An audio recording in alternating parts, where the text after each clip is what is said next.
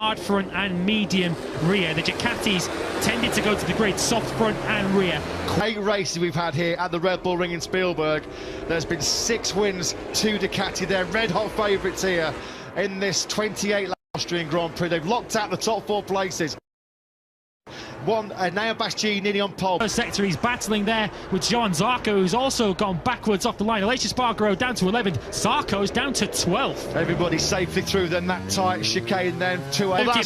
Mir's gone down again. Joan Mir's horrendous. The last 9 races for the 2020 Moto Gp World Champion. An early bath for Mir. A real threat around this circuit as well. So 5th position into turn 9, and he does. Yeah, Viñales gets through then on his former factory Yamaha teammate Fabio Quartararo. Ticked off, it's Bagnaia who leads from Bastianini. Miller there in 3rd place. It's an all Ducati top 4 as it was on the grid.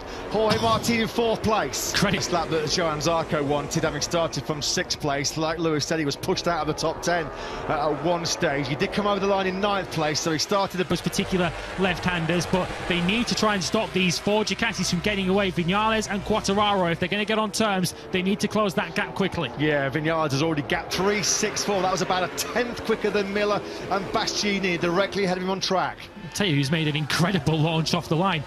By the South African rookie. So as it stands at the moment, it's a 1.1 second gap back to this man, Maverick Viñales, on the leading factory. Inroads yet on the Ducatis up ahead of them as Miller now shapes for a move on the back of Bastianini for second. It's been a good start to this Grand Prix as well for Mini VR46 rider Luca Marini, who was disappointed not to go through. Nightmare first lap. Johann Zarco now sets a new race record, a 1:31.10. He's up to 8th. Credit to Aleix Espargaro again. He did a 1:30.158 last time around. Well, 300 horsepower being put through those motors. Jorge Martin then goes through on Bastianini. He's in hot though.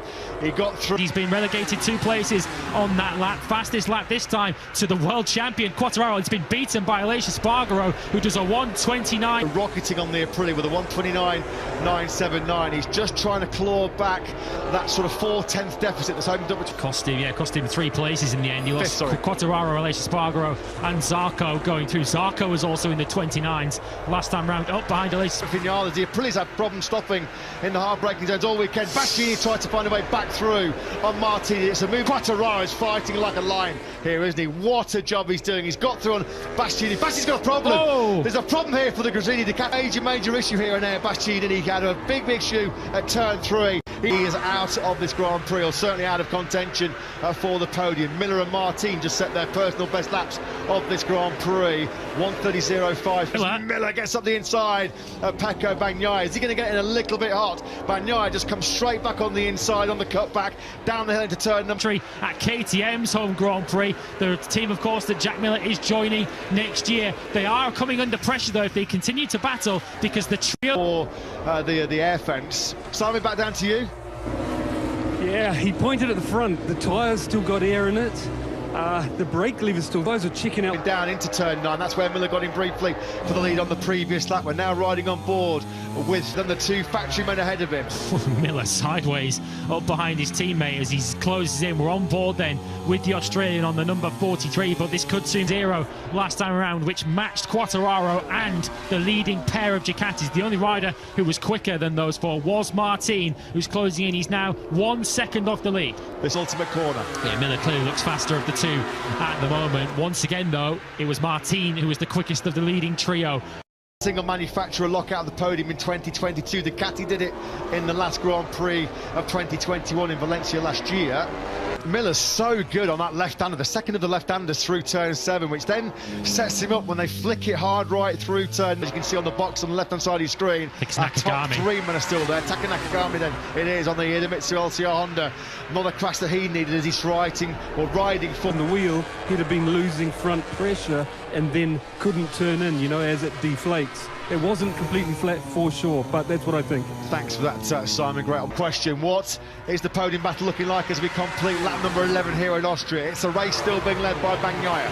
3/10 clear of Miller, who's really now coming under big. Quartararo is just ever so slightly, a 10th or 2 per lap, closing in on this leading group. He did a 1:30.1 last time round. Quartararo, for the first time, is within 2 seconds of the... Luigi Dell'Igna. He knows that this is a big opportunity for Pekka Bagnaia to claw back more points in the World Championship strap with Aleix Espargaro. And then running in fourth position also has that harder option on. He was also in the low 130s last time around, but the fastest rider on from Luca Marini, who's having a really good afternoon. The Mooney VR46 rider, he's as fast as the leaders at the moment, and he is now right on the tail. You can see in the back. That in the final two sectors, here comes Marini. He's found a way through on Maverick Vinales. It will him. So unfortunately, as Lewis mentioned, it was Darren Binder that had the problem on that previous lap. He had such a sensation back in. He started this lap 1.1 seconds behind the Spaniard. Through sector 2, that gap had come down to 8/10 of a second. So this has been 8.91. That's awesome. We felt like we could see it with our own eyes, that he started to make a big play towards the podium. Lap. So Bagnaia into his rhythm at the moment. As we mentioned before the race started, he's never won 3. Sweeping now through the second sector, and that gap is down to just under half a second now. Fabio Quartararo, he's had so strong, they've got such a great record. Quartararo's riding out of his skin. Are some of the Ducatis in this moment were on board with the reigning world champion. This is to complete lap 16 of 28. Let's keep an eye on their lap times as they come across the line. Bagnaia did respond that time around, and he was the fastest of the leading 4. A bit quicker than a lot of the riders directly ahead of him. Martin's gone wide. He's made a mistake. He's made the mistake. Jorge Martin now down. encountering some issues. He clearly put the left arm up there briefly. Fonte Nieto in the third sector of the lap, so clearly whatever happened, it's a temporary issue, and he's now got back on it. But obviously a poor lap for Martina, 1:31.5. Of course, that included the mistake at. Keep looking at Jorge Martin in the braking zones for turn 1 and that, and then the chicane. I don't know if he's just looking down his dashboard or to his left-hand side when he's going on the brakes. On this race, after Joan Mir's first lap exit at turn 4, compounding a miserable 2022 for the ex-world champion here in Austria. It's been a pretty enthralling affair so far, as Pekka Bagnaia has just started to. Joan Mir crashing out in the very early stages. What can Alex Rins do then to try and find a way through on that Suzuki Jeep? That's the closest he's been to Jack Miller as Binder gets up the inside of Maverick Vinales in the braking zone.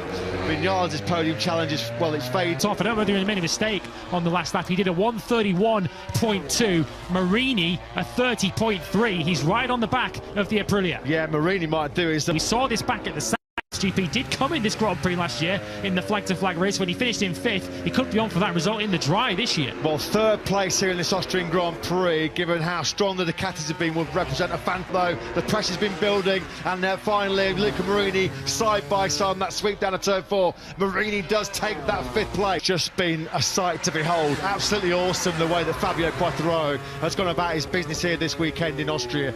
Yes, the exactly why he is the reigning champ and the current Moto GP World Championship leader. He desperately... As you say, this would feel like a win in many respects for Quartararo if he can get out of here with a podium or even 2nd place. It back from the number 43 Ducati up ahead of him. But Quartararo, you just need to look at the front of this race. Ducati, then Quartararo's Yamaha, and then 2 more Ducatis in 4. 1 second clear of Jack Miller. It looks like Miller realised that he hasn't got the front-running pace of his teammate, and now he's going to potentially be the wingman. Just try and protect Bagnaia, or certainly protect... Try and limit the damage to his World Championship challenge. You just wonder, knowing that this would be 60. Yeah, you only missed the apex of turn 9 there, Miller, by maybe half a metre or so, but that was all it took to lose him that momentum through the corner. And look at how it's brought Martin into play as well. Martin did a 1:30. Very, very hard for this podium here in Austria. Yeah, Quartararo is now going to have to make a decision. He's going to have to either pass or be passed, I suspect, in this Grand Prix. There's Aleix Espargaro. Is he going to get that a pretty... On the lap that he eventually pulled out of the Grand Prix, he had to run off the circuit at turn 3 and cost him a whole bunch of time as well. Now then, Jorge Martin, look into the chicane. Is he going to get outgunned on the climb up towards turn 3? No, he's not. Miller tries to hold on to 3rd place. This is a big lap. Can Quartararo break clear so the Ducatis cannot pass him down the straight? Fabio Quartararo's had some memorable moments in his Moto GP. Quartararo, he has gapped Miller and Martin to make sure he's not vulnerable as they power out of the first corner, crucially. Now struggling for grip and struggling for brakes as Rins goes in hot into turn 3. That promotes Brad Binder now. The charge of Fabio Quartararo, they couldn't. He was just simply too good, too fast, and Quartararo in what now looks like a relatively safe sector on Friday, and that's really opened the door for Brad Binder. Brad Binder, you know he's not going to need a second invitation, or he's back at the front, and we're about to start the last lap here. 4 points. Quartararo was half a second quicker than Bagnaia. Martin through. He's goes down. Jorge Martin. Pecco Bagnaia does look like he's on course to be just the second Ducati rider in Moto Gp. The Bologna factory here in Austria. Pecco Bagnaia wins at the Red Bull Ring in Spielberg in 20. Best of his career. Zarco fifth. Alexis Bargrove does finish inside the top six. Binder